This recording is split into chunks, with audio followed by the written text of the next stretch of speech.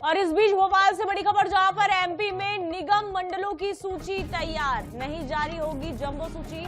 लगभग 1 दर्जन नाम ही हो पाए हैं तय नामों से पूर्व मंत्री और पूर्व जिला अध्यक्ष शामिल। अरविंद भदौरिया, लोकेंद्र पाराशर के नाम भी तय है। रामनिवास रावत और यशपाल सिसोदिया के नाम भी तय किए गए हैं। अंचल सोनकर और आदित्य शुक्ला के भी नाम तय हैं। दिलीप शेखावत और भरत सिंह राजपूत के भी नाम इसमें शामिल हैं। प्रदीप लारिया, विजयपाल सिंह और सीताराम यादव के नाम भी इसमें तय कर दिए गए। तो ये बड़ी खबर आप तक पहुंचा रहे हैं, जहां पर भोपाल नगर निगम की सूची तैयार हो गई है।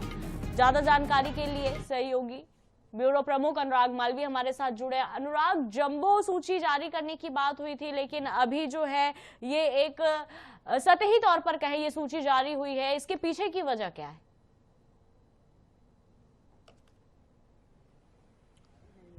देखिए, बिल्कुल सूची जारी नहीं हुई है, सूची तैयार हुई है। पहले हम आपको बता दें, इस सूची के संदर्भ में अगर जो महत्वपूर्ण बात है वो ये है कि इस सूची में लगभग 1 दर्जन नाम है। और इस सूची को लेकर जो सबसे बड़ी बात है वो ये है कि इसमें कुछ पूर्व जिलाध्यक्ष और अगर हम बात करें तो पूर्व जिलाध्यक्षों के साथ साथ पूर्व मंत्रियों के भी नाम हैं। और ये बहुत महत्वपूर्ण इस लिहाज से हो जाता है कि इसमें ये कहीं ना कहीं सूची अभी जारी होने को नहीं कह सकते, तैयार ही है, क्योंकि आपने सतही तौर पे जारी किया, ये एक बड़ा कंफ्यूजन था।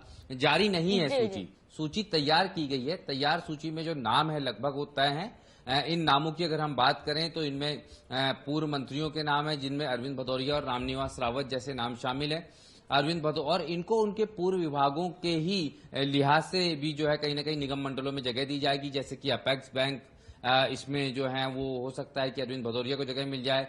वनोपज निगम जो है, लघु वनोपज निगम, उसमें कहीं ना कहीं रामनिवास रावत के नाम को लेकर चर्चा है। इसी तरह पूर्व जिलाध्यक्षों की बात करते हैं तो आदित्य शुक्ला जो कि प्रदेश अध्यक्ष के क्षेत्र से आते हैं, क्योंकि जिस तरह के परिणाम वहां से आए हैं विधानसभा और लोकसभा के, उसके बाद से ही माना जाता है कि उनको निगम मंडल में जगह मिलेगी।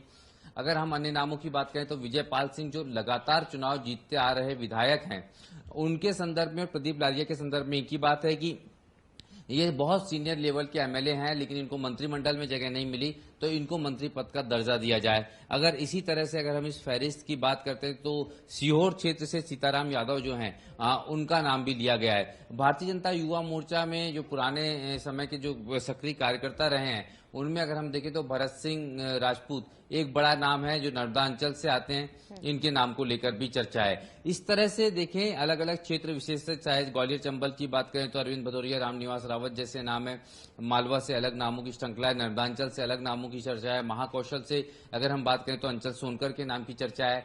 इस तरह से ये फहरिस्त तैयार हुई है। शुरुआती तौर पे 11 से 12 नाम होंगे, जैसी कि चर्चाएं हो रही है कि 24 से 40 नामों को लेकर लगातार चर्चाएं हो रही है। ऐसा नहीं होने जा रहा।